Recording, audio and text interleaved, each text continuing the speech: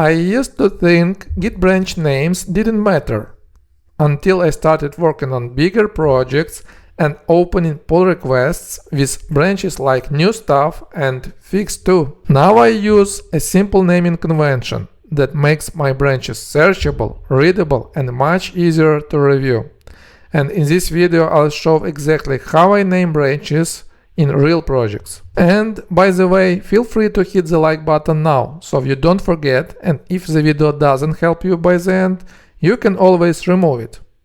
Let's go. Let's start from the first rule, which is starting with a category prefix. As you can see, here is the list of possible prefixes you can start your branch name with. For example, the main two categories I really use in my current project is feature and fix.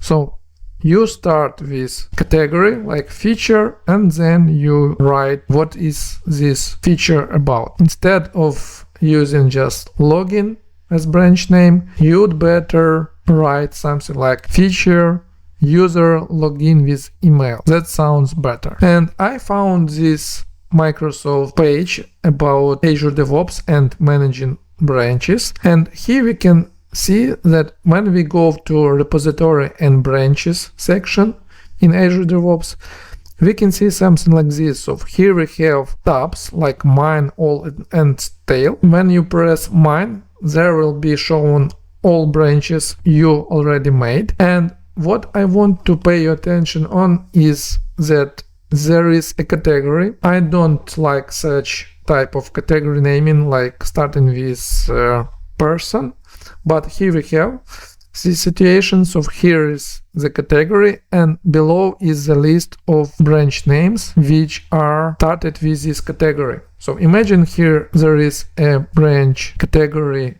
feature and the list of feature branches below, and this really is cool and better to find what you need and to organize your space. That's why this rule I like very much. Let's go to the next rule. It's about using separators, and most of all using separators consistently.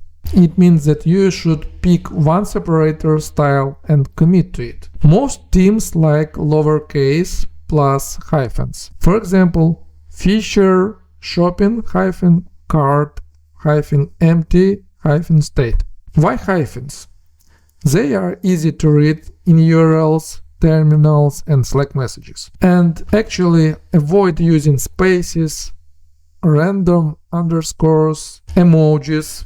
But you should remember, if your team standard is underscores, fine, just don't freestyle. Another good rule is including a ticket ID when your team uses Jira or other similar application. For example, if your team tracks work with IDs, put the ID in the branch name. As example, you start with category, feature, and then project, Jira ID, and then what is this branch about. This is huge for traceability. Someone sees the branch and can jump straight to the ticket. The best approach is to put ticket ID early after prefix, because it's usually easiest to scan. Let's go to the next rule, which is to be specific. It is needed to name the actual change, not your mood. And on the right you can see bad examples of branch naming where there are just simple words, and on the right you can see a better example. Why do we need to write such a specific branch name? Because you want enough detail that future you understands it in 6 months or later.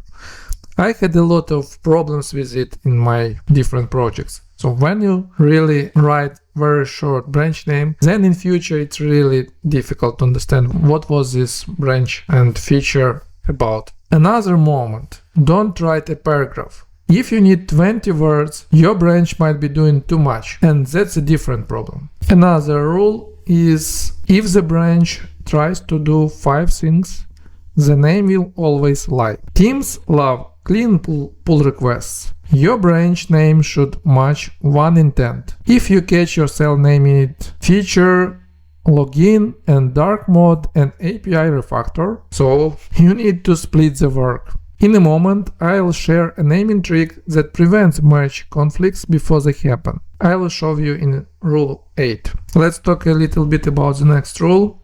Don't make it about you, make it about the work. Avoid using names where you say John branch, test search, and whatever else. They don't communicate value, they communicate I was tried. Totally fine on your local machine sometimes, but shared branches should look professional. The next one is to use safe characters, for example, letters, numbers, hyphens, or underscores if it's team dependent. Try not to use super long names, some tools truncate or wrap badly. Don't use emojis or another weird characters. And one more practical tip. If a name feels clever, it's probably unclear. Clarity beats cleverness. The next rule tells to watch your CI automation expectation. If your pipeline expects a pattern, follow it like a law. Some teams auto-build preview environments from branch names. Some require prefixes for permissions. Here you can see on the screen example of patterns. And if you ignore the pattern, you don't get the nice automation. And then you are debugging why didn't deploy happen. Be patient, only 2 more rules and that will be it for this topic. So let's go to the next one. It's about to keep main develop branches secret. Don't do random work directly on protected branches, like the ones mentioned here, main, master, or develop. Treat them like highways. You don't park there. Always create a branch. This keeps history clean and reviews possible. If your team uses trunk-based development, the details change, but the idea stays. Intentional workflow, not surprise commits. And the last rule, but actually it overrides all previous ones. It's about to copy team first. What does it mean? If your team already has a standard, follow it first. Consistency helps everyone. Once you are trusted, you can suggest improvements like a short internal document or a pull request template reminder. If this video helped you feel a little more team ready with Git, hit like button. It tells YouTube this actually helped you, and that really supports the channel. If you want more plain English videos about web development, please subscribe to the channel, not to miss new ones. And write below in the comments section what was the worst branch name you've ever seen. I'm really curious about it. In the description below and in the first pinned comment you can find a link to the article which also describes the best practices of branch naming. Thank you for watching this video. See you soon. Bye.